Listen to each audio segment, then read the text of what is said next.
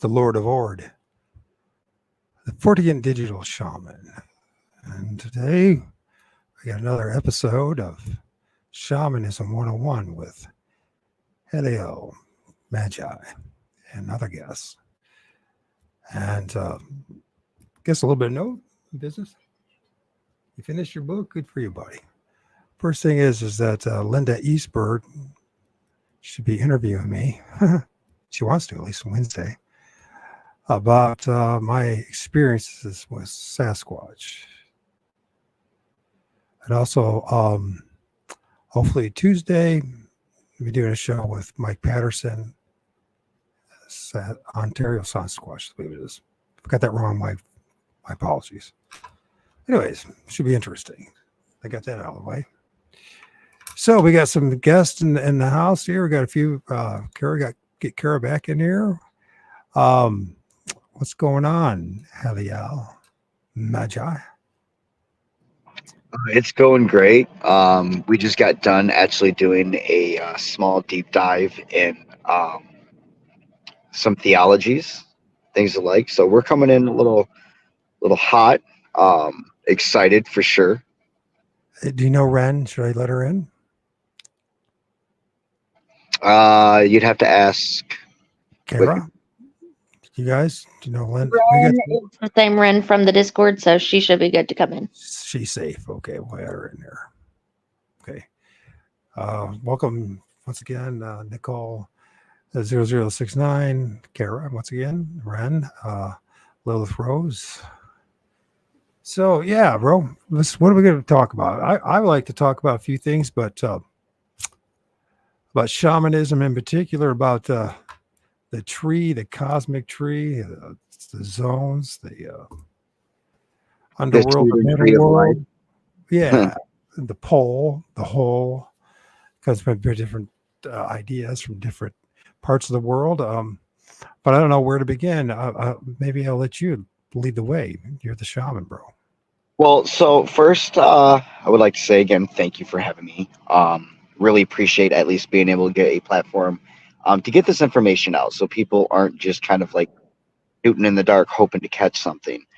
When it comes to the cosmic tree, it's one of the most versatile symbols that we have throughout not only our ancient past and our social and I guess you could say religious developments, but in our artwork and even in our pattern recognition.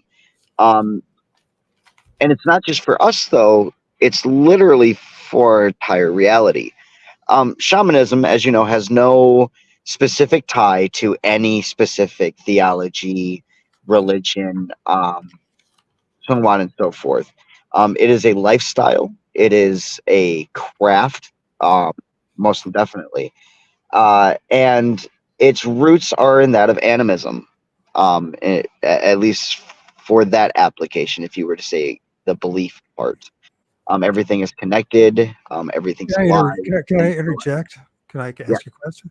Animism. It seems to me that even all major religions, their roots is animism as well. Isn't that the case? Every single one. You just don't admit it. That's all. No, I mean, no, like 100%. Every single one that we have today owes its existence to its evolutionary, ancestor being animism, which at least is the first form of venerative ritualistic practice we see from our species, including ritualistic burying, shamanistic work, even before the word shaman ever existed, things of the like. Like I said, it was the witch doctor, the one who tried the new herbs to figure out, hey, what did what, and I'm going to pass that information on to the, rest of society. I would use the ones that we do know that alter my state of mind and perception, so I can see new angles, see from different perceptions, so on and so forth. So it included all aspects, the pharmaceutical, the psychological, the metaphysical, the philosophical, the mathematical, all of it, right? And how it started is first we venerated everything. We venerated the tree as much as we venerated the ant. We venerated the ant as much as we have venerated us. We have venerated us as much as the beautiful cosmos that we would look up in a perfectly clear night thousands of years ago and see nothing but the most beautiful picture of our Milky Way, right? We venerated everything. But as time went on, it became more and more locked with what we dealt with every single day. So our first gods were primarily either a version of us or a direct version to an animal or force. Then it grew to a hybridism, if you will. And by the time we get to like the Sumerian age, the Mesopotamian age, the Babylonian age, and then eventually the Egyptian age, right? Now we have the hybrids, right? Half human, half alien, half animal gods, right? With specific powers to do specific things. And most of them are named after ancestors of the people who wrote about these stories, right? So they venerated their ancestors as forms of deities who brought certain things. Like, hey, I'm the one that discovered fire. And over, a couple hundred years, they were, the god of fire, right? Right. So yes, every single one, and I hate to go on that long rant, but in detail, every single one owes itself to animism. And shamanism was just our practice on how to navigate it. Do you ever ask yourself who was the first Prometheus? You know what I'm saying? Every day of my life. Who was the dude that figured out about fire? And how it went about it, and then etc. So, what is it? Where's Like, Prometheus? all I do, like for me, I connect to it as a child. The first time I made a fire, the first time I experienced the fire, what, like I dwell on what I, as part of the ape species, perceived this action as, and what went through my head about what is it? Am I afraid of it? Do I fear it? Do I venerate it? Do I, pest it? Do I manipulate it? What do I do? How do I harness it? Right, but harness it doesn't come to mind. Again, the only thing I can do to kind of connect to who maybe how the first Prometheus thought about it is to quite literally go to my own experience of the very first time I came in contact with this thing. What went through my head? It's pretty magical, wasn't it? Yeah. You ever ask yourself why they demonized Prometheus? Why? What did he ever do to Why anybody? did the gods? Yeah, why them and then okay, it's us as humans. So, They why seem did the humans priestcraft. demonize them? Yeah, the priestcraft having a tendency to demonize Prometheus for some reason. Or another. Yeah, they did. They did. It's mostly because they wanted to establish a very set divination. Here's the thing: if everyone can be a god and a manifester and a creator, that means no one is technically "quote unquote" special, ahead of the curve, automatically do their diligence, right? The elite don't exist. Yes, you don't need them, do you? No, We don't that's really what it need breaks down to. them. That's the great fear, isn't it? Well, people's realization that they don't need the priestcraft. we outnumber them 1,000,000 to 1. Yeah. That makes you wonder about that, doesn't it?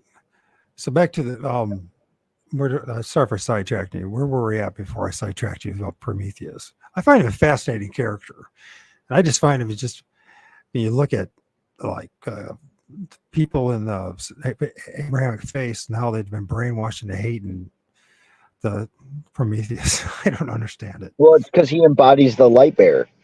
Right. And what does the light bearer do? He shines the light, meaning shadow cannot hide, meaning no more skeletons in the closet. Shadow work. Shadow work, absolutely.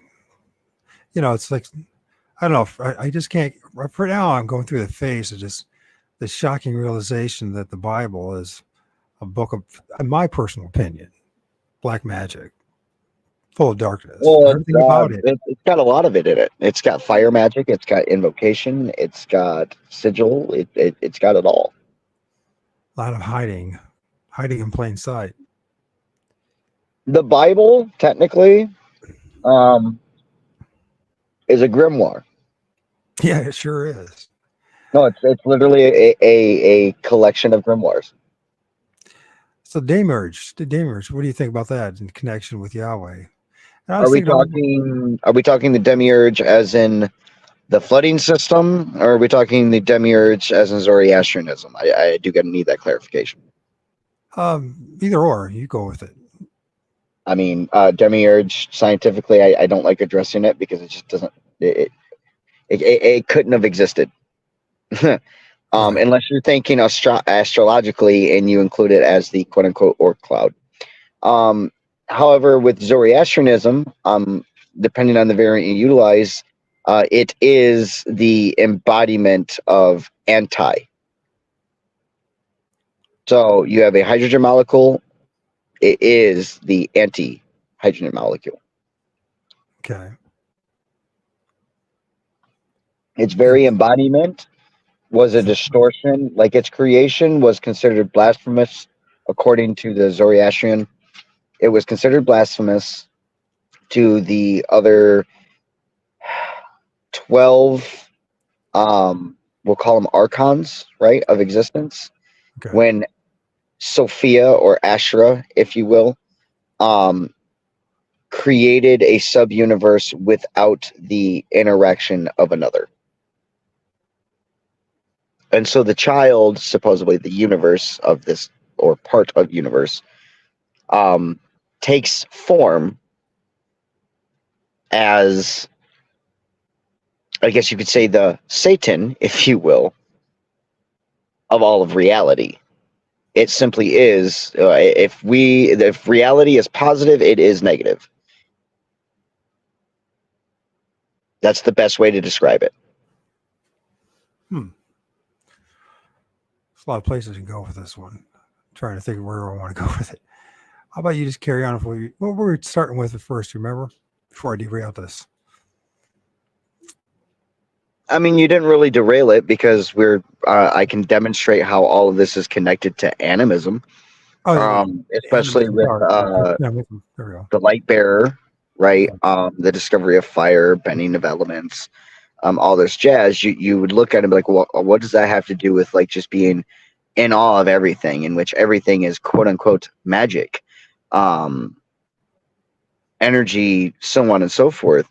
It's that awe of discovery, right? And magic, the application. So as a shaman, we practice a form of, say, for example, healing magic.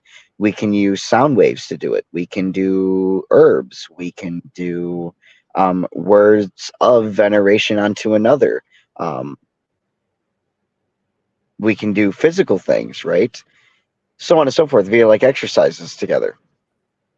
And so when we use these stories, such as the things of like the demiurge, we'll say like the Divine Comedy, we'll say the actual Bible, so on and so forth. We use these stories of fantasy, kind of like we do today with like the Flash and the Avengers and all this other stuff, to kind of explain the science, to explain the kind of reality of, what's going on. And the stories are utilized mostly for children, so that way as they get older, they can eventually, keep replacing the God of the gaps, God in this gap of understanding, as they get older and wiser and, more experienced. And again, this is all by absorbing yourself into nature, into your habitat, in your environment, and the knowledge around you. Like all of it connects. And we've been doing it for hundreds of thousands of years. Right. And then something happened about a couple hundred years ago, right? With, Modernia. Something happened. Would you not agree? Because we don't seem to be connected like our ancestors. Well, it's mostly due to our food, the amount of plastics and other crap. Well, and what, and how high we're amping certain frequencies. all right. Well, it doesn't seem like we've been assault at war with animism and our connection with the creation. Especially in the 30s and 40s. It seems like it's today, right? I mean, Mhm. it's almost like it's a double Cycle. edged. What's that?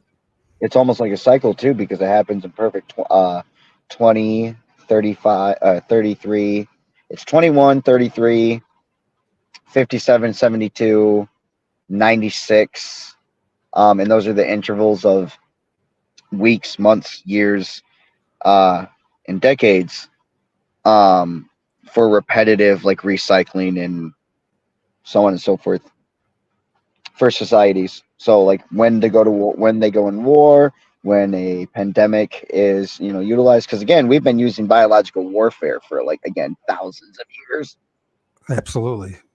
Poisoning the well, figuratively, literally, right? Yep. It seems, yeah, it's one of the first stages of war, isn't it? Psychopomp, what's this connection with what you're talking about? What do you mean psychopop? Well, first of all, what is it? And then what is its connection with the storytelling? Does that make sense? Isn't the shaman is basically I'm trying to understand what you mean by psychopop, if I'm hearing that right. psychopomp, right? Psychopomp. This is this whole idea about this shaman being kind of the mediator between realities and sharing the stories and telling people what's going on, not only in our immediate physical reality, but the realities around us. And maybe I'm wrong. I'm not No, an I mean expert. I agree. I mean I have nothing against with what your description is. I've just never heard psychopop before. Okay. Maybe I'm saying it wrong. Is there another way to Maybe, say I it? don't know. I just don't recognize it. My apologies. No, that's all right, man. So, because I just sort of thinking about is like this connection with the other worlds, the other realms, or these cosmic zones that are part of our journey, whether the shaman or those just, well, like we said, anyone can be a shaman, right? It's a way of life. Yeah, So, well, I mean, like anyone has the potentiality to become one, right. but it is something you actually have to like. It's not just willy nilly. You're just like, oh yeah, blah blah blah. I'm a shaman. Like you have to be a caregiver. You have to like. There are certain things you have to practice via like herbology. Um, Probably like take a dance class at least because you're going to be doing a lot of physical movement and dancing. Things alike, right? But it's not like it's not based off of any religion. Its core roots are animism and it's Right. veneration and it's an exploration and being that, like you said, mediator between this reality, which don't forget about it, right? Just because you're learning to escape to a degree and visit other ones doesn't mean you just, quote unquote, forget about this one, right? Take care of this one. You're here for that reason. So, what do we got this? So, the subconscious. What's this shaman's connection with the subconscious and helping to understand it and to bring it out to the open? Well, so I do also want to clarify, I cannot speak for every shaman. For each shaman, it could be as different as, an individual's fingerprint. I want to be very clear on that. But there are commonalities. So, for example, many of us utilize things like yoga, sparring, dancing, figurative dancing, like that.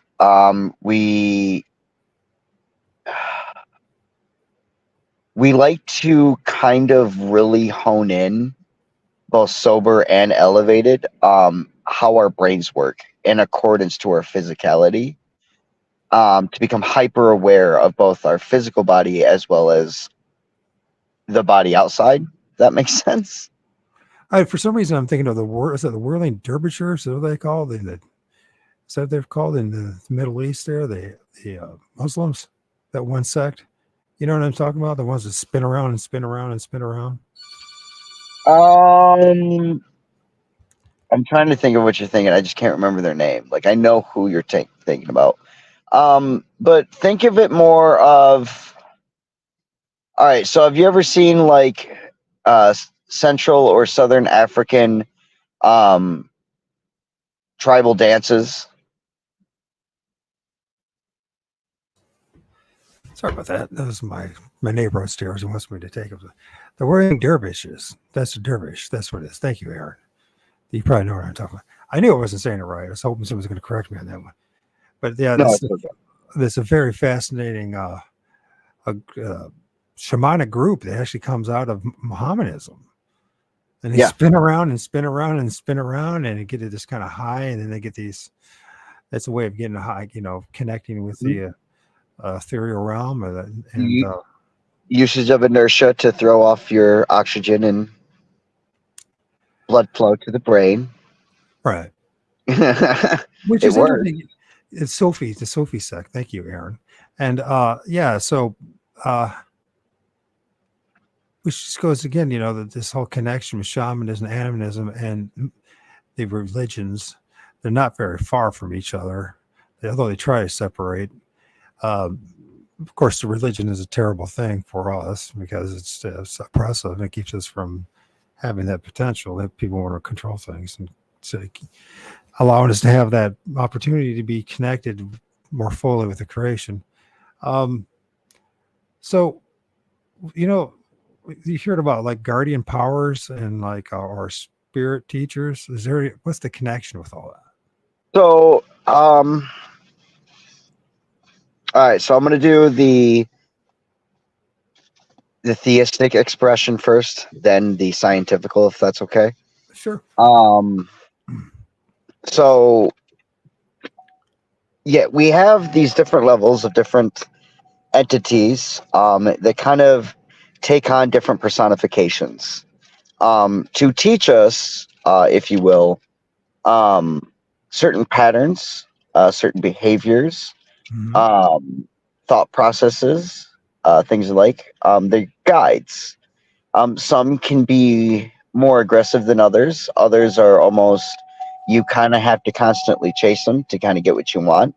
And we see this both in kind of like a subconscious way, especially in response to traumas. But we also see it in a chemical way, especially through numerous, interviews during trips, under different types of hallucinogenics, both controlled and uncontrolled. So, I mean, if you're gonna say the Abrahamic, I would say it kind of goes like you have aeons, then archons, then praetos or premos, then lords, seraphim, so on and so forth, all the way down and then all the way back up on the opposite inferno side, right? Because not all of them are like, love and light. Some of them are quite destructive. One of my favorites is Ifrit, specifically of, the primos of fire. So kind of like the same idea of like what you were saying earlier with, why do I keep forgetting his name? Greek god with fire. Prometheus? Prometheus, thank you. My apologies. That's right. Brain farted. My brain's always farting, man. Got so many things in my head. So, yeah. So go ahead with Prometheus. What about? Yes. Now, scientific wise, like I would like to say, there you can go to the University of London, Cambridge. I know we have a lot coming out of the University of Chicago.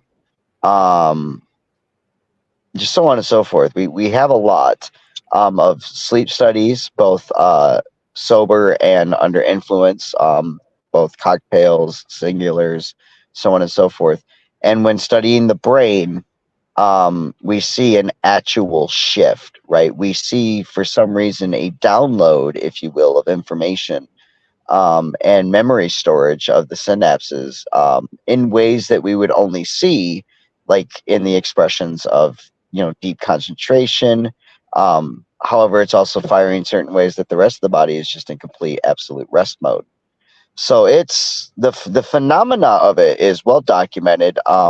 Scientifically, can we explain it down to a T? No. Are these individuals or entities that we're interacting with, actually there, or are they simply the, other versions of us? And when we're in this state, it's our most true selves teaching us about true reality, the parts of our bodies that are collecting data.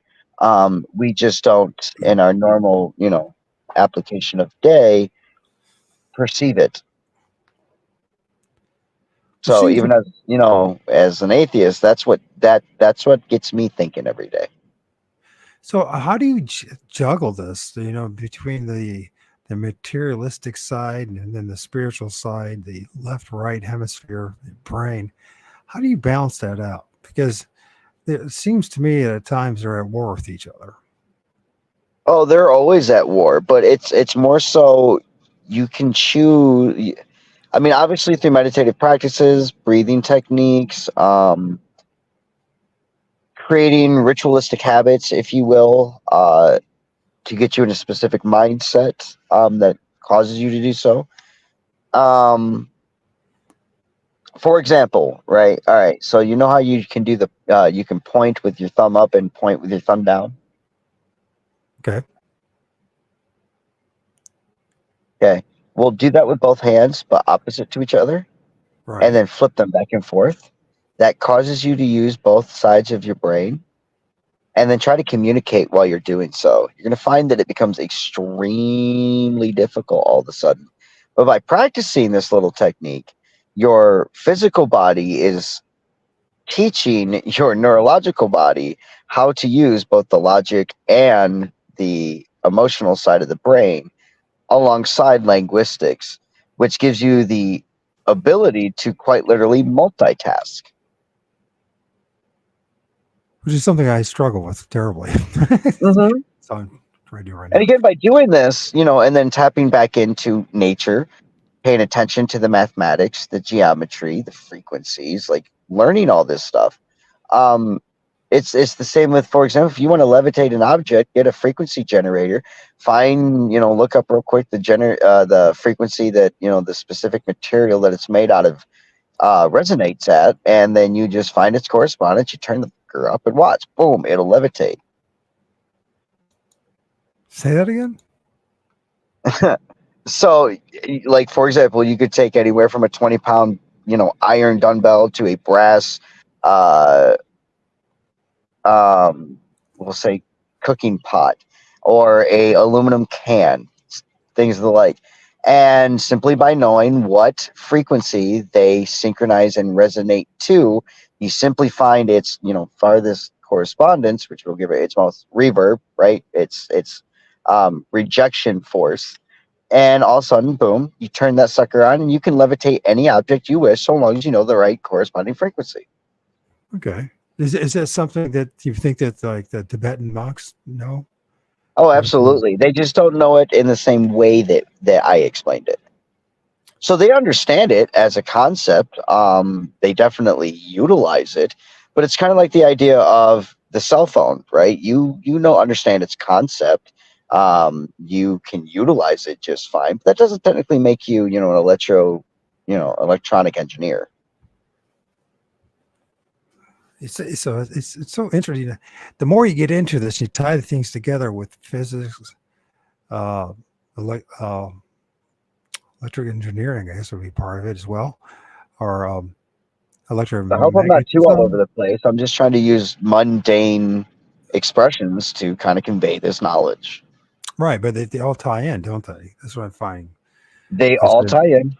And so he's trying. But here's the thing that I have it's something that I've been thinking about it's kind of derailed me, especially for the show and other things, is this whole thing about this place that we live in and then uncertainty, the amount of questions with no answers. Have you noticed that with your practicing and doing the shamanism? I think it's Oh one of the yeah, the reasons why. smarter I get, the dumber I feel, and the more I learn, the more I find out that it's even smaller than I thought it was before. Well, in comparison to what's really out there, and it used to strike fear. It used to anger me to no end. But now it's turned into a loving passion. I So, can't wait to learn something new. right, Can't there's wait to like, experience something new, good or bad. there seems to be not much more we can do about this situation, but continue to learn. It seems like how we're designed this way to do this. So, I wouldn't necessarily say designed, but if we are designed, I don't think someone else designed us. As an atheist, like if I were to believe in a designer, right? right. Either the person who designed me is a complete and total douchebag, Well, maybe it is. or I did this Maybe they were. and I did this for a reason. Okay, that's about as Maybe far as they. I go. Accept it. What's that? That's as far as you go. What's going on? Did I zone out or did you? Because You did. the audio just weirded out. Yeah, you're just so no. So this whole thing about because I don't believe in God either, right? I don't believe in a single entity and all that kind of thing. But it does seem somehow we were plopped here for some reason to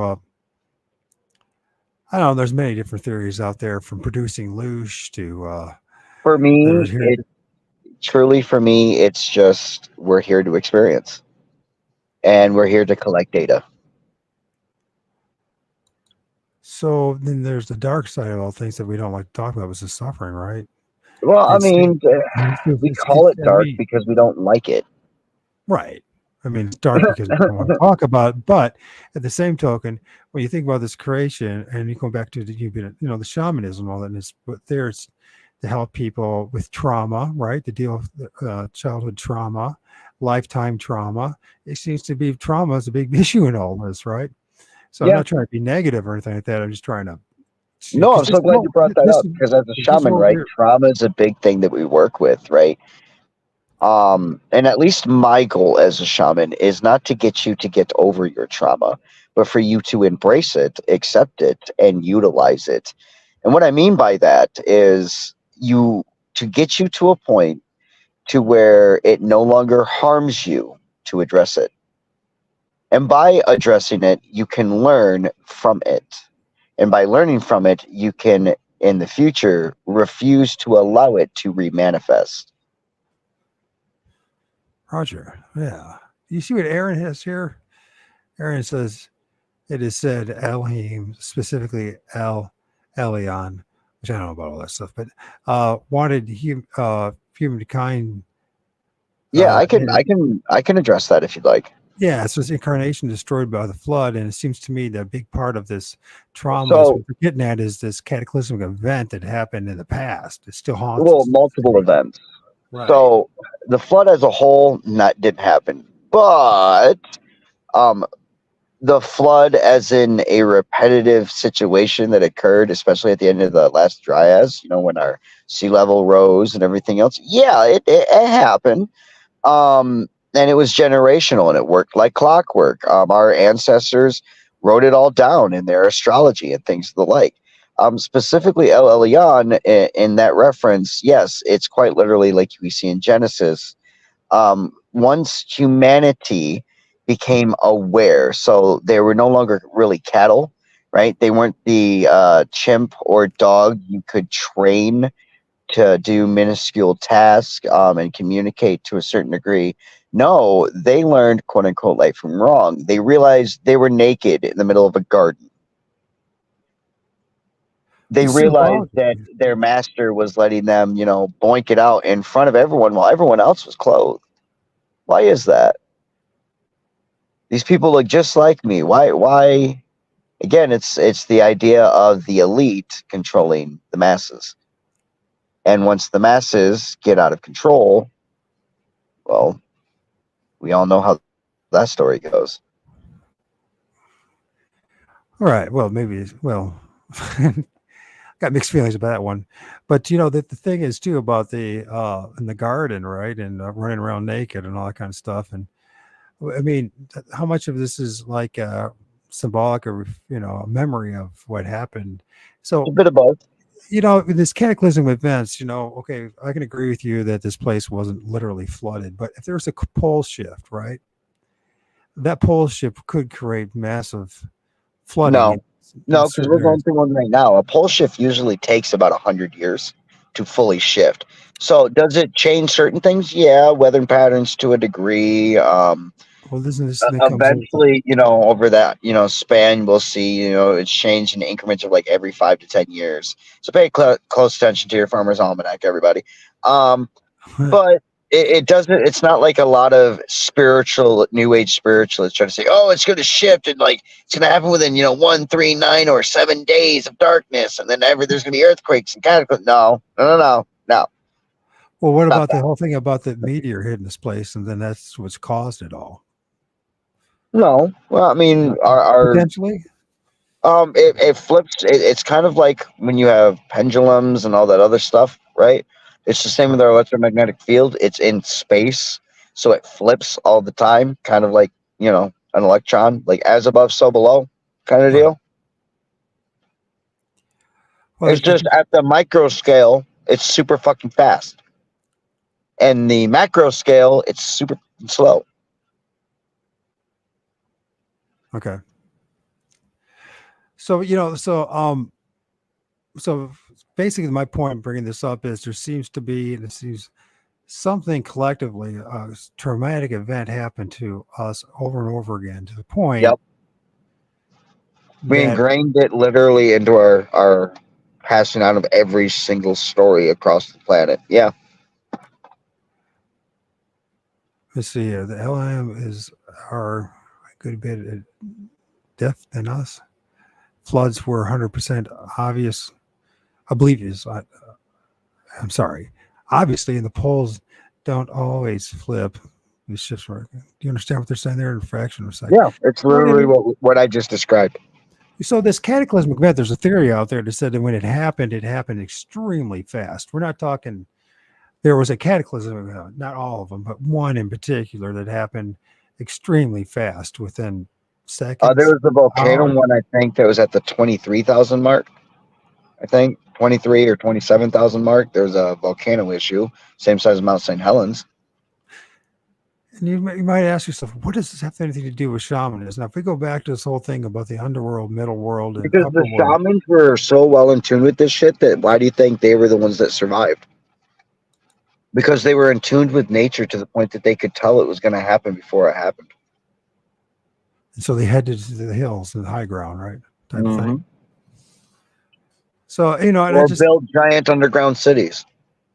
Or built boats to ride out the floods. all the above, right? And of course, then it brings up this fascinating inquiry when you look at the different species, whether it's in South America, Central America, Australia, and then of course Eurasia, then Africa, and there's like unique animals where there's Australia or South America, like llamas and that kind of thing, and how they evolved over the thousands of years separately. And then I think of our homely opossum. And I think, how did that sucker survive everything, And sometimes I wonder how much are we so much like a opossum. But the thing is in all this is then what is the connection between the physical and the spiritual? I mean, in other words, because I understand, that there's the ritual thing and there's the experiences we have and all that, but there seems to be something going on here that's invisible around us. You know what I mean? We talked about this before the show a little bit, maybe Absolutely. bringing up the cryptid side of things, because I do think that there has something to do with all this as far as how we heal and how we learn to accept all that is. And a lot of things that we've been told are brainwashed and think that they're monsters or demons or blah, blah, blah, are just as much victims of this place as we are. I mean, a lot of times I feel like that we're like prisoners, fellow prisoners, in a prison trying to help each other survive this prison. Now, if that's negative, I apologize, but I can't find any other way of looking at it. I mean, isn't it part of this whole thing is somehow escaping this place as well? I mean, if that was the case, why don't you just? Well, I can't say that online. Well, Um, I thought about that too, and a lot of people think about that. like, But I I mean, don't. that's 9 day shipping, right? You want to escape? There you go. Well, It's yeah, from, you know, so like here. I'll even tie it into earlier. So let's look at one of these repeating factors, right? Especially like cryptids, so on and so forth. In every single one, we have the sacred tree, the cosmic tree, the tree of knowledge, the tree of life, the tree of good and evil, the tree of, right? And with our natives, especially in shamanism, many of us will commune with fungi, will commune with the grasses, will commune with the trees. When we use its symbolism, it's in representation to our brain, to a woman's womb, to the Fibonacci sequence, or the golden ratio. It's a representation of the dividend of realms and reality of perception. And so, like, when you say that it's we're all kind of stuck, it's kind of like the tree, right? We're growing in both directions, and reality is the bubble, right? And you're the center. And think of it kind of like a battery. You're the battery, and then everything else around you is the electromagnetic field around the battery, which is also in symbolizing to a tree, because you have both the top and the roots, and then the centerpiece, the battery, being the trunk. and the anodes, and then anode, and then what's the other one? Anode and node, and yeah, it's pretty much is a tree. I believe actually is a form of a Tor field or a battery. It definitely generates electricity, and it seems to be something And that, communicates. It's sentient. yeah, it's true. And then the other thing is, then for my filming and my research, I'm seeing that there's these things that we call spirits or entities or beings or whatever the hell we want to call them. These things that are not that we can't see with our naked eyes, but are around us. They use these trees as kind of like an elevator. I think this is where we stopped last time in our conversation. Actually, it's just this elevator type thing. Like the trees are like an escalator, or an elevator. And they're sitting into shamans. And the other parts of the world, they use the tree. It's very symbolically a literal tree, and um, they would like make like footsteps. They would make like steps, like a ladder on the tree, right? And it'd be like 9 steps to lead to the higher heavens or realms. And it seems to me it's not only a form to communicate with the other entities or beings, higher or whatever you want to call them, but it's an escape. It doesn't seem that our soul, not a soul, our spirit. I think the soul and the spirit are two different things, but we can talk They about are. that as well. But our spirits yearns either to go back into the womb or escape from this place. Right. Right. So what's So going on there? it's kind of like our third dimension. So think of it kind of not binary for a minute, right? You have your zeros and ones. Your one is your soul. Your zero is your spirit. Your spirit wants to go in this beautiful cycle of life and death, while the one likes to go up and down in the vertical stagnation, if you will. And that's what creates the field, right? Um, so when you take these symbols, again, this is part of a polarity, a bubble, if you will. And this is why I say it's not that we're necessarily in prison. We're not forced to go through this hell and we have to escape. We're here to experience this. We're going to experience this. Yes, But that's not definitely. all it is, if But that it makes sense. dominates. Yeah, sure, but it dominates our existence, and truth Yeah. does. This goes back to shamanism. Shaman's biggest role is in healing, right? The physical healing of Of the the patient, mind, body, and spirit. Yes. right? And that's because this place is very harsh on us, and that's undeniable. I mean, you're a young buck right now. I don't know if you have any health issues, but you I know, have several. I am old enough to be your dad, and I'm at that age where there's a lot of health issues, and it just, yeah, my gosh, you know what I mean? I'm a type So, 1 diabetic with gastritis, gastroparesis, and there are times that I have had to use magic to stay alive when I had to ration my insulin and not have any for 6 months where my sugar stayed above 600. well, this is a great opening then. I'm glad we led Mhm. to there. So now let's talk about the shamanism and the role of helping and healing and physical. How did you go about to, Doing maintain? that. Yeah, So daily physical therapy and meditation, a lot of hydration, specialized herbs and treatments and focuses. I bombarded my body with like an insane amount of frequencies every single day. I grounded myself physically every single day.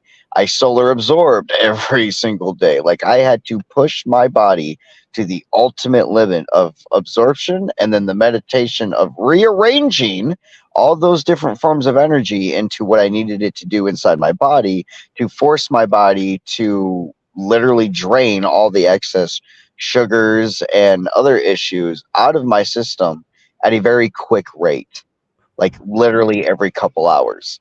interesting. So, and mind you, So, though, after about 4 or 5 months on top of working, my body did eventually just give out. I had 2 heart attacks and had to kind of reset. And luckily, I'd got my insulin back by then. excuse Um, me, you had 2 heart attacks? yes, I did. Who is this guy that I'm talking to?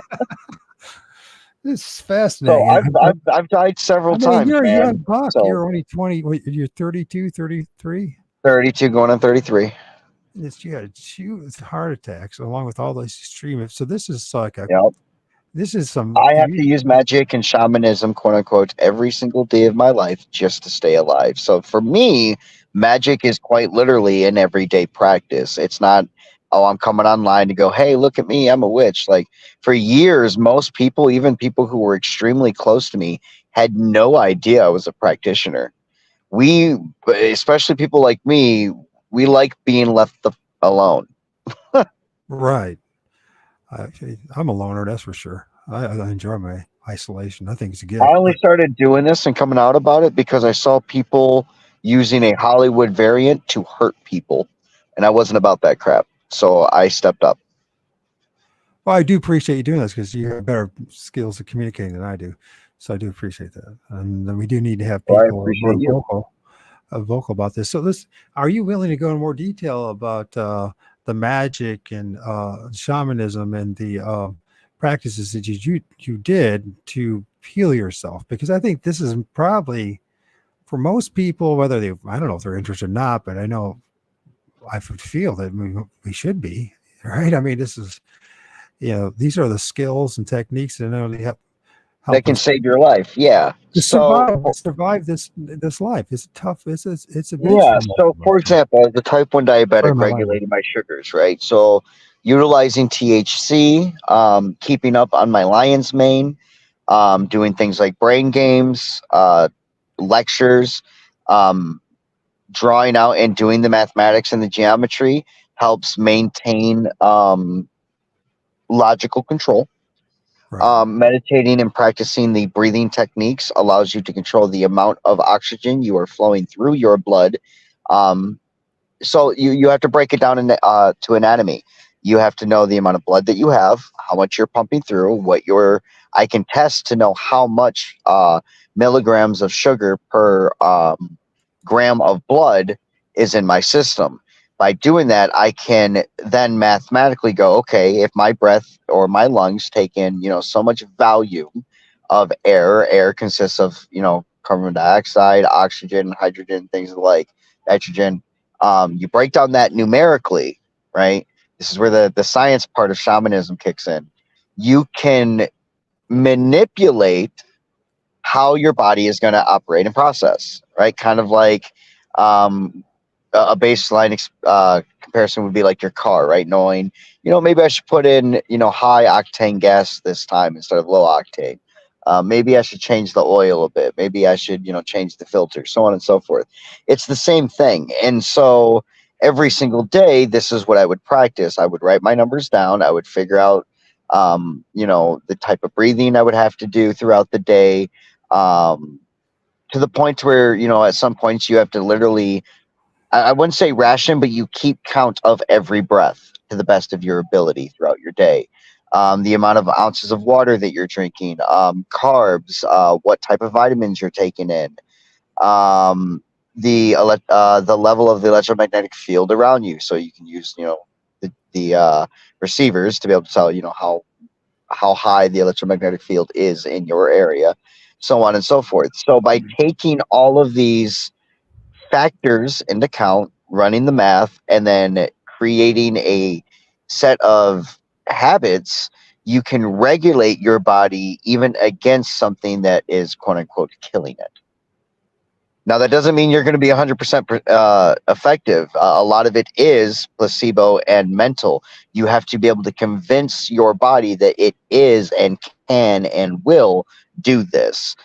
And then you also have to, like, for example, I had to get real in tune with my intestines, knowing how to massage them, rotate, and move or exercise certain ways, to force myself to use the bathroom a certain Sure. set amount of times a day to make sure the speed in which I was, flushing these things out of my system was at a specific pace. Like, there's a lot that goes into it. But when you're facing something like, for example, type 1 diabetes with no access to things like insulin, you got to get creative. You got to get in tuned with nature. When a dog loses its leg, it doesn't just sit there, whine, give up, and panhandle. No, it figures out how to run and fight and hunt without it. How does how are you? That's criminal. They denied you insulin. Was it because of insurance or Welcome to whatever? America. Welcome to America, man, where it's like 24 to 3 grand sometimes a month. Well, I got my horror stories, bro. Yes, definitely. Reiki, self Reiki is an amazing way to also help align this. It keeps your energies focused, it keeps them aligned, it keeps you more aware of when something is off, because then you're not getting the same output from that area as before. So Honestly, this part of the shamanism is that huge exploration of oneself. this is true, isn't it? It's very much true. So that's what this is fascinating. I think this is very important. So this exploration. So where do we go? This you brought up a lot of different areas to focus on. Um, water, water intake. The simple one. Um, how I much? was How drinking little? between What kind of? 96. I was drinking between 96 and 144 ounces of water a day. That's a lot of water. So you're doing a lot of flushing. Yep. You didn't drown with that. No, because I was constantly moving, constantly stretching, working out, meditating, studying. You also have to take in the calorie intake that you're utilizing via neurological as opposed to general physical. For So example, a in-depth conversation, you burn 2 to 11 times the amount of calories utilizing your brain as you do the rest of the organs in your body combined. you must be a pretty thin dude then, because you use your brain quite a bit. Um, the water intake. So for somebody who has, which I don't have, but if someone has type 1 diabetes, let's look at this and then we'll go from there because it's the basics, right? The water intake. How much? How often? What type? Is there any? I mean, obviously, That's tap so water. Everyone, I can't give like straightforward medical advice because I'm not, licensed in that. What I will say though is talk to a physician if you can. If not, research your BMI. There are plenty of websites that you can go into where you can plug in and it will tell you how much water you're supposed to be taking. Now, if you don't have insulin, you want to about 40% add on. So if it tells you to drink about 72 to 80 ounces of water, drink about 92 ounces a day, kind of deal. I don't think I've ever Pay drank attention that to the much in my types life. of carbs that you're ingesting, and plan it according to the type of physical or mental output you're going to put in that day, to better burn the natural sugars that you're already utilizing. That's a good point, Aaron. I think everyone's a little different. I know for me, Yep. carbs. So next thing is about carbs, and this will take food intake for your situation. What is it that you needed? Because like me, I function better on a red meat diet, or chicken, or just meat diet. I'm not a strict carnivore, So but if I'm going to be highly physical, it's going to be meats. It's going to be, actually, I would love to get back into eating bugs because, oh man, they're great proteins. Anyone in particular that you Crickets. I love roasted crickets. really? I've heard Yeah. that. I've heard people like Salted it. roasted crickets. Oh, they taste so good. As bizarre as that sounds, I heard, it's not such a bizarre. I've been around the world, man. I've eaten food from all over the place. Like, there's so many good foods out there. Yeah. Yeah. So, Aaron, that is actually something I do. I snack throughout the day instead of big meals. Of course, I have picked up the nickname of a Saiyan because I am so physical and mental all the time that even as a type 1 diabetic, I have maintained 130 pounds for a solid 4 years. That's good. That is really good. And I eat when the budget allows it. Like I will put away. I will eat like 6-7 meals a day, and each meal will consist of about 800 to 1,300 calories per meal. Why do you say that? That's a lot of calories. Yeah. I Oh can't. yeah. I can do. But when I say I'm physically active, I am physically active for around about 18 to 19 hours out of the day. I only sleep between 4 to 5 hours. I have a extremely hyper brain. Really? You're Like, high octane. yeah. That's what I like about you. I don't know. I probably drive you nuts, but because I'm I'm the complete opposite. I'm the yin to your yang. Have you noticed that? I'm super. You're slow more and go with the fast. flow, let the data naturally fit in. I'm going to try a million things at once, and then whatever one works first, here we go. That's right. It's actually a good combination. It is. So carbs. What kind of okay, we talked about bugs and high protein, that kind of stuff, and it's really not all that bizarre. It's bizarre to us, but there's plenty of cultures and our Seasonal ancestors. eating is good for you too. Like learning to transition your eating habits along the seasons. Your body will thank you. I appreciate you saying that. That's one of the things I brought up before in another live on TikTok about this. And there were some people giving advice, and I said, I'm more of I'm first more of a meat eater, but I'm also a seasonal eater. So, and I think that helps my body out a lot more. And I just wonder our bodies, and due to genetics and our ancestors, that maybe that's a more healthier approach for people to go about doing it. Now, so for me, my situation, you probably don't know this, but I have multiple sclerosis, right? Yep. I got it after the swine flu GB jab of 2009, and my life has never been the same since. Plus, I have other things because my mom was Rh negative, my dad was Rh positive, so I have this rare disease that most people don't talk about. It's called Rh negative disease. It's a real disease, by the way. Anyways, but I've noticed diet is a big deal for me, right? I have to be real careful about what I eat.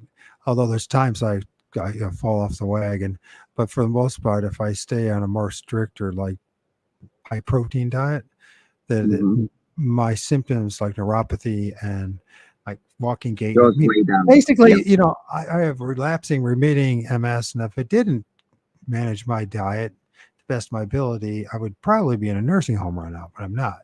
So just like you're saying. And this is part of shamanism, right? I know it's kind of absolutely more the boring side of things, but it's also one of the more practical things and the immediate things. And that is learning how to take care of the meat suit, the avatar that we dwell in, right? And in this physical realm. And I think, it doesn't take much of a genius to realize that modern life and the food that we're in and consuming is causing a problem. You're a very active person. Did you notice that if you're like more, doing the book thing, sedentary type thing, does it make your, your disease worse, or is there, do you notice a difference with your activity and how that affects type 1 diabetes? So, what do you mean by like being solitary? I'm saying you talk about you're very physically active and you move a Yes. lot, right? Does Yes. that exaggerate things or help things by doing that? That helps things. If I'm not physically active, I deteriorate extremely quickly. And I just wonder if that's what's happening to a lot of us. And If you're not moving, you're dying. That's the law of life. It's the one law constant that I can say beyond a shadow of a doubt, that the frequency of life is motion. If you do so not have motion, you are stagnant. It will die. and it's so true. Like, so I was talking to a guy who's had MS. I don't know if he's even around anymore, but he was in a wheelchair. And the one thing he told me, he said, the one thing I regretted was I stopped walking. I stopped Yeah. moving. And, I understand what you're saying. No matter how difficult it may be and how embarrassing it may be, and it's, you just got to keep moving. You got to move the avatar. You got to move. And there seems to be the biochemistry that's in us. If we don't do it, it just becomes very anaerobic and stagnant, doesn't it?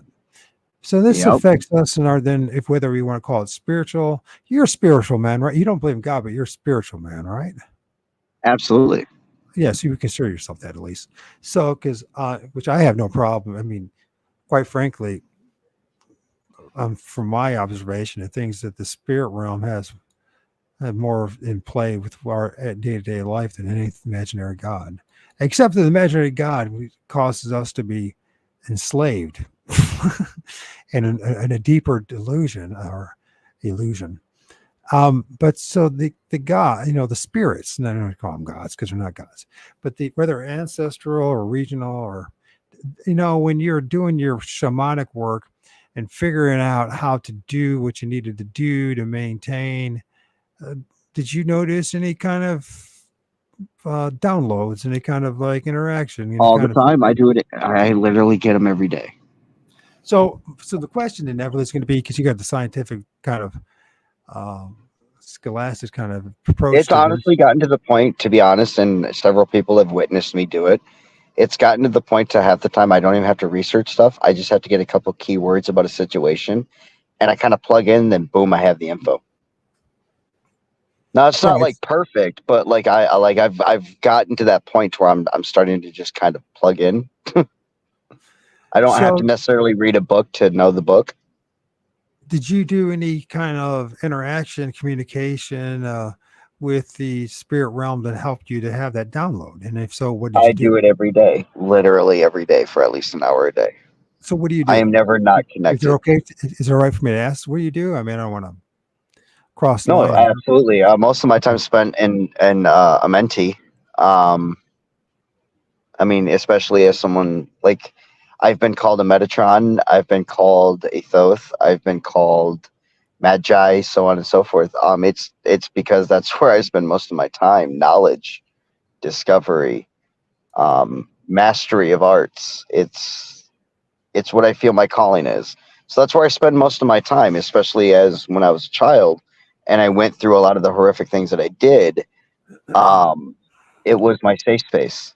It was the place that, whether or not these entities are real entities or my own mind, it's probably they're both, what got right? me through There's it. chance Yeah, honestly, it truly does. It does feel, the more that I study it on the science side, that it's both. And that we're just kind of fractal pieces of a bigger version of us. So this is the challenge that I'm seeing with you, a guy like you, who's high octane, move. Then the other side of things, when it comes to the being aware, self-healing, and communicating with the parallel universes, if you will, and entities, just has time to be still. So how do you manage that, or do you even bother doing that? Because some people don't do it. It's not comfortable with it. It's not part of who they are. You know what I mean? So what do you do? So could you say that question one more time? Well, there's this healthy talk. People talk about balance, right? They have a balanced life. So, and that the part of this is meditation, and part of it is actually actually communicate. Application. It's taking the metaphysic to the physic. Yeah. Yeah, well, but it's like juggling that too. So because most people don't want to, we have one leaning or the other, right? Yep. And so I know a lot of people like the metaphysic part. That if you're very is it left brain oriented type of thing, it's a hard one to swallow, and it's one that's almost embarrassing to deal with. So what do you do with that? Because you have to deal with it. If you're doing the shamanic thing, you're going to have to deal with the metaphysical and the other side. So, or Well, sides. yeah, absolutely. But yeah, I utilize it every single day. You have to face it. But So see, you that's the talk. thing. Do It's you not. I don't just recognize it? Do face you it talk though. to it? Well, yeah, but I don't just face it. I accept. What's that? I simply accept it. The first thing I do, amongst all things, is I accept. I either accept or reject. If it's not something I want in my reality or modality, I will just simply reject it and it disappears. If I wish it, I accept it. So it's the same when you're in these other quote unquote realms, when you're finding this balance, when you're trying to keep yourself from going to one extreme, right? You Uh-huh. accept that, okay, for some dumbass reason, I'm going off the rocker into this direction. I need to realign myself. So I'm going to reject whatever it is driving me to that point, and I'm going to choose to retune into this other pathway. So yeah, I have to do it every single day. Okay. At this time, if the rest of you guys want to join in the conversation, you've been very polite and allowing me to have this conversation for an hour with the Magi. But if you have I anything appreciate it. you want to share, please share. Don't feel like your voice is not worthy of being heard. It certainly is. So, but back to this thing too. And while we're waiting for if somebody talks or not, this whole thing about the tree of life, the pole, um, um, this like these buildings of the past, even some cultures still today, of the yurts and that kind of, they have a hole, and it's lined up with maybe deliberately lined up too with maybe the North Star or some certain star, right? And so there's this pole thing going on, and or the tree, and this connection with the shaman and energy and being connected with the different worlds. And so, I mean, astrology, is that something you think is legit? Ancient astrology, absolutely. Modern astrology, I think it's a crock of shit. Well, yeah. But So that's my opinion. no. That's it makes sense. I mean, I noticed that a lot of some of the ruling class, that those people with a certain class, right? They use a different type of astrology than the rest of us use. So a different calendar, different months, and etc. That kind of thing. So there seems to be something to it. Um, but I just what's your take on this whole thing of being us connected with this part of the universe, also being connected with the stars? Well, I mean, it's no different than, see. This is why, like, have you checked out Randall Carlson yet? His work on hidden mathematics. I have not. I did look at Okay. it. And Please watch at least 40 minutes of it. The first 40 minutes of it. If you can watch that, on our final talk of introduction of shamanism, um, we'll go over that in depth.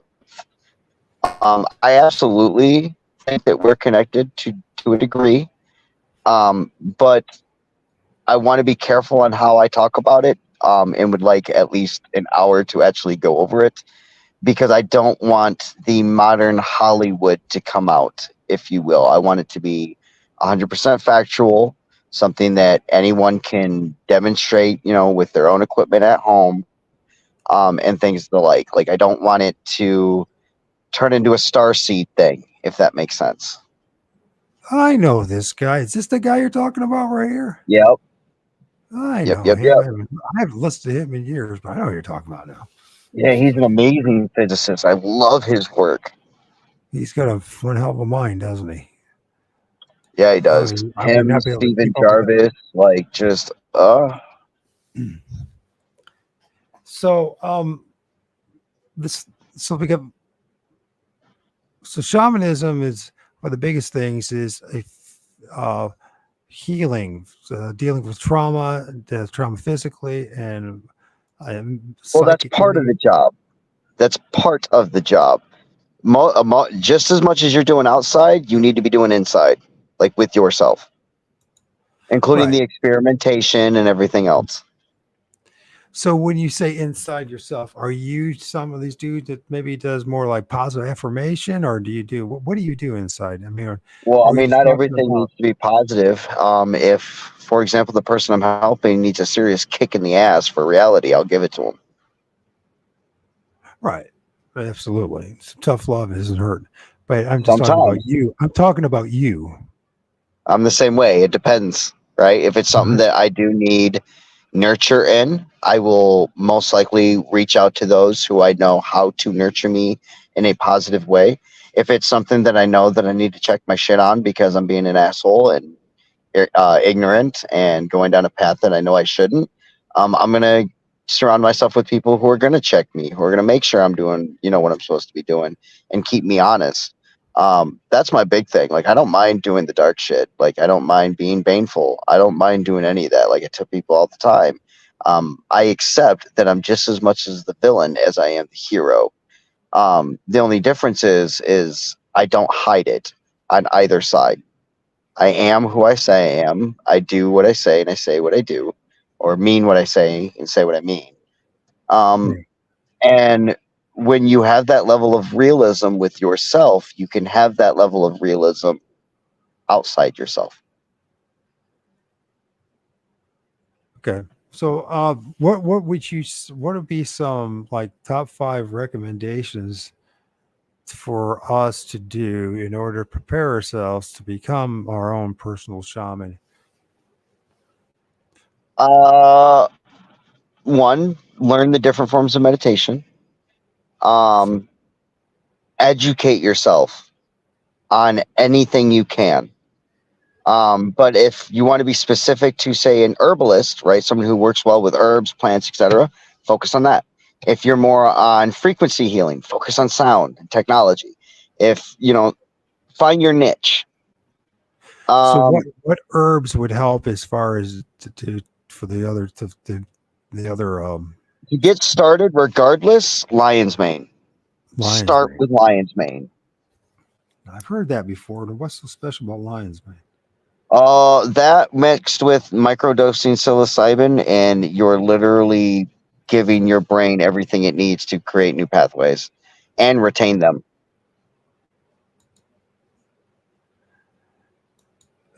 So, okay, so microdosing using this psilocybin, my lion's manes, and what is that going to do for you in order as far as educating yourself It's and going to help you be meditating? able to educate yourself at a quicker rate, a more efficient rate, because it equips you biologically with the process and mechanisms that you will need, tools, if you will, to move forward at a continuously increasing rate. So then, with meditation, what does you specifically mean by that? Because people have different ideas about that. There are I'm numerous sorry to different be variables. I'm sorry to be quizzing There's you like this, but it just no, I mean, that's the whole yeah, point, right? right, right. That's right. Yeah. um, so, like, for example, you have the type of calm meditation in which you affirm to yourself that all questions are either answered or not questions. All truths are about half truths, and you are there to simply be. Then there's the type of meditation in which you meditate on a focal point, right? You meditate on a flame to practice things like pyrokinesis, telekinesis, things of the like. You can use it for like your sport, so you become hyper focused and aware to specific body movement shifts and recognition of opponents, right? Then there's like battle meditation, right, which is what you could say you now use in sports. um, you have transcendent meditation, so meditation with specific purpose of gaining of forms of enlightenment or experiences. so on and so forth. So learn the different forms of meditation. So we got meditation, we got education, and I just lost. Was the third one again? We just talked about. So I said battle meditation. There was meditation, education, and then shit. I'm sorry. Finding your niche. Finding your niche. Is that what it is? What are the others? Find your niche. What are the other two for the top 5 you recommend? So I got 2 more. Let's see. Number 4 would probably be diet. Get on a beneficial diet that works well with you. And then last but not least, learn how to care for oneself as you too will care for others. So take care of yourself. Or experience others. So, well, not just care for yourself, experience. This is what I want to change it to. Learn to experience yourself how you wish to experience in others. Okay. Well, that's a fair say. So a holistic approach, educate yourself on everything you say, basically. Meditation, certain drugs, that's both part of it. This one, the third one, to use some kind of something to assist yourself in your learning. And so you have to do a lot of experimentation, basically. So you have to go basically, you're going to have to go through the gauntlet of experience and develop the wisdom to eventually become the shaman. So basically, or as our gamer friends would say, you have to survive the gulag. No shit. That sure is the case, isn't it? And then if you get through there, then I guess you are worthy to become a shaman. So just as a process. Yeah, it's one of those things. It's not like an easy answer. Everyone wants to have. I know we do. I know I do. Well, here's the thing, right? I'm a magi practicing shaman, right? I am not your guru. I am not here to just be your teacher. My job is to love you and let love teach you. Right. So you guys, if we're still here, you have any questions? Or is it just like Nicole? You have anything to say? Yeah, I'll go ahead and mute for a second. And if you don't, then you don't have to. And if not, we could probably wrap this up for episode 2 of shamanism. There's a lot of things to think about here. It's, one of the things about shamanism I'm noticing that it's like it takes a little bit of here, there, and everywhere. And and it's not really like you can't go to a seminary to become a shaman. You have to have a lifetime. And it seems it takes, some longer than others, but certainly decades of life experience and how to maintain, right? Sure. It really comes down about maintaining to be something that's of value, someone that's of value with other people in their lives. And to be, I think, balanced, and so that you can either do the lovey-dovey stuff, or if you need to get tough, then you go, you can be on both sides and swing back and forth, but still being balanced. Because I think, I was thinking about this too, but anger. There's a lot of people that I know, and I go through it myself, when you start to realize what this place really is, right? The anger, the bitterness, you have to learn how to deal with it. And you have to learn to accept it. Accept that that's part of you. Accept that that is a legitimate reaction. Whether it's what you may or others may consider as justifiable, it is, in the moment, a real experience. And you have to learn to accept that that is part of you. Yeah, and there's, I really think a big part of it too is learning how to deal with the trauma of life. I really do believe that's the case. I mean, it might sound negative and maybe too simplistic, but life is traumatic. And I think it's okay to bring that up. And I think it's okay to say, you know what, this, life shitted on me. You know what I mean? Now, how do I deal with it? How do I cope with it? How do I manage, because in the end of the day, this really matters. And this is how it comes in with shamanism, how that its connections with whether it's psychology or whether it's self-help, this kind of stuff, that kind of stuff, whether it's the body, the mind, and the psyche, or the Yeah. soul, the spirit. And part of that problem too is that learning how to deal with dualism. What do you, how it's pretty much, to me, it seems to be that's the case. We're dealing with that, right? He's trying how to deal with this dualistic creation that we live in, one way or another. I mean, how do you feel about that? I'm not talking about less than the religious side of things. I'm talking about the package. That's why I love the 7 Hermetic principles, because if you know how to utilize them, it literally answers every question you just asked. The Southern Hermetic principles. 7. Oh, 7. Okay. I was saying, what's Southern? Never heard of that. Yeah, the Semitic. Do you remember what those are again? Yep. One is mentalism, all is mind. The other is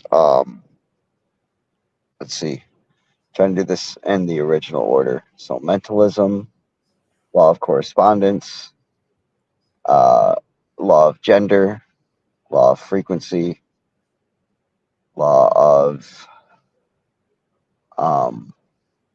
trying to do this all by memory. I apologize. It's okay. Uh, I'm sorry to put you on the spot. You don't have to okay, say something. so hang on. Let me go through this again. Mind, dualism, polarity, correspondence, gender. I got 2 more. I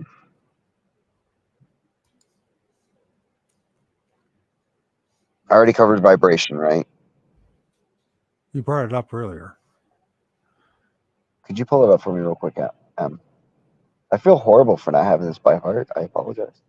That's okay, man. This is just, those who hear this, we're just on the fly. We're just doing this. We didn't even prepare for the show. We didn't prepare for the first one. So it's We're just reading this mentalism, like, polarity, vibration, correspondence, gender, rhythm, cause and Mhm. effect. Cause and effect. This just sounds like an interesting way to go about this. So the 7 laws of Hermeticism. So I imagine the people that listen to you probably are doing something like that already, or maybe they're not. I don't know. Well, But so especially in the application of magic, right? So the principle of mentalism states that the universe is akin to a mental projection. This is like manifestation 101. All things begin in the mind. Principle of polarity states that everything in this universe is dual. Everything has poles, and the opposite poles are identical in nature but vary in degree. right. So a good example is, when does hot turn into cold, right? The principle of vibration states that all things, both physical and spiritual energy, hold a certain vibration, basic sense, or frequency, if you will. The correspondence principle, the second, expresses that the idea that for every one thing there is another. It's correspondence. Principle of gender, which is that all things represent the degree of polarity of masculine and feminine energies, or positive, negative, both in charge and degree. Principle of rhythm. I'm trying to think. Hang on. I'll just pull it up to read it. It's okay. The law of rhythm is a law of timing describing the universe ebbs and flows between the differentials of extremes. Much like a pendulum, it governs the cycle of creation and destruction, life and death, everything in between. Everything flows out and in, everything has its tides, all things rise and fall. The pendulum swing manifests in everything. The measure of the swing to the right is equal to the measure of the swing to the left. Rhythm compensates. And then the last one is, oh no, we went through rhythm is cause and effect. So to every cause, there's an effect, and every effect, there is a cause. There we go. Interesting. Sorry, that took me a second. No, that's good. We learned something. It's a good way at the end of this recording. We've about an hour and a half. And I do appreciate you spending time with me this evening. And I I hope that, appreciate you having me. Yeah, absolutely. You know, it's been slow. There hasn't been a lot of people who've seen it. Unfortunately, you know, one of the things I've noticed, bro, is a lot of people aren't interested in shamanism because I don't think they know what it is. And that's why I'm trying to do some of this 101 stuff to introduce people to what it is, because people, I think, automatically think of, you know, taking ayahuasca and hanging out somewhere in South America and all that. And that's not the whole Like the thing, only way you're right? gonna find them is if you go into some random, area of the Amazon, find some, witch doctor who's gonna get you high as balls off some toad, extract, some ayahuasca, and some shrooms. Right. It's, I, it's been so long since I've done any of that stuff, man. I think that maybe that's what I do need. Maybe just do some of that. And I thought contact you, see where to get some of that stuff again. where do where should we talk about that right here now? I don't know. Talk about what? Where to get some decent shrooms. Yes, Psychonauts. Go online, look up Psychonaut manufacturers. You can get them everywhere. You can get them in candy bars now, dude. Just like THC and all that kind of stuff, right? Yeah. But you can get like I said, lion's mane and psychedelic mushrooms and candy bars. You can get, like, technically you can have the entire periodic table at your disposal from Walmart. The one thing I noticed about shamanism is it's a lot more interesting and a lot more fun than anything else out there. It's very flexible. Do you notice that? I I mean, mean, next to being a magi, I would agree. To be a real pain in the spiritual ass, though. well, that's one of the things I noticed too. And that's one of the things, you know, there is the dark side to all this, and there's a purging and the dark night of the soul type of thing they have to go through, right? It's not much fun. I mean, I'm assuming you've gone through it. I know I've gone through it. I've talked to several other people who've gone down this route, and they have to go through this dark night of the soul. It's just part of the waking up process, as they call it, I guess. Would you agree? Yes, I would, and we go through it in waves. We see it in history, which that's another part I want to cover on the next episode. So, what should we next episode? We'll talk about the dark night of the soul. Yeah, we'll talk about. I would like to cover the rise and falls of society and how one, shamanism brought us through it, and two, like how we do go through these waves of enlightenment and self-destruction, and enlightenment and self-destruction, so on and so forth. So we call it rise and fall. Yeah, I mean, yeah, the rise and fall of shamanism. Okay. Sounds like a great title. At least I have one for next time. Hey, man, I appreciate you spending this hour and a half with me. Everyone else, thank you for joining us. Kara, thank you for your support. And Nicole, 0069. Thank you for having me. Yeah, it's awesome. And Aaron, thank you. It was, to me, it's awesome. I don't know if it's to anybody else, but I don't get these opportunities to talk this way with people. You know what I mean? It's like you get TikTok and all that kind of stuff. It gets a little chaotic, never kind of goes a direction that I feel that I don't want to sound like a control freak, but maybe I am. Kara, once again. Who else is in there? So the rest of you guys that joined us and those who will hear us, thank you. Think about what the Magi had to say, and see what you can apply to yourself. And a lot of it is kind of like common sense, but at a lot of times I think we need that push. Don't just take my word for it. Like I say it every time I go live. Do not just take my word for it. Do the research. Take what you hear, take what you see, put it into action. Find what works, throw away that doesn't, and come teach me on the stuff I missed. And I think you brought up last time too is accountability and having not only mentors but also have your peers in the same path, kind of helping each other to stay accountable, to really push oneself to really try these things. And I think that this is an important thing to do. And I think just have us have these kind of conversations is a good thing.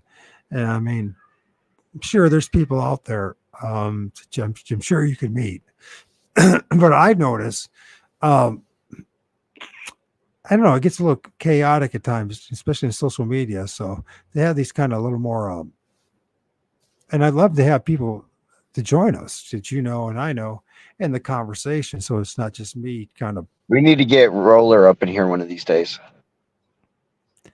Oh, you mean MJ. you talking about Eddie? Yeah, I'm talking about Eddie. Okay. Yeah, I talked to him about it. He said it's above him. That's what he said. It's too high for him. It's too much. And I'm like, what are you talking about, bro?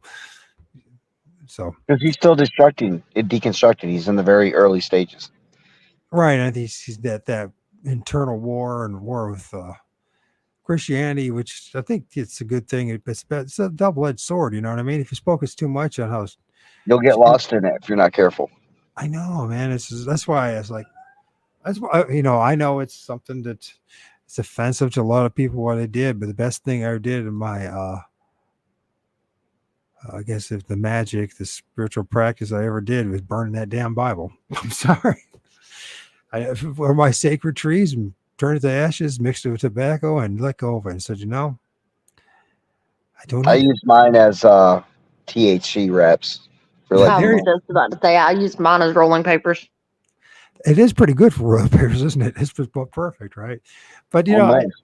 I think that this is one of those things. How do you the deconstruction process too? I think shamanism. I think it'd be very helpful for a lot of people. I would actually recommend against that. Actually, if you're going to become a shaman, get through your deconstructing first. No, I'm not If you saying try to go into shamanism before that, it's no. That's not not what I'm going to saying. be pretty. I'm saying, but the principles and the practices of shamanism, anybody can start applying in their lives. Oh yeah, absolutely. You don't have to be a shaman. You don't even have to literally be a shaman. I mean, but shamanism itself, the principles and practices, is absolutely. I mean, for me, it's helped me cope with my deconstruction process.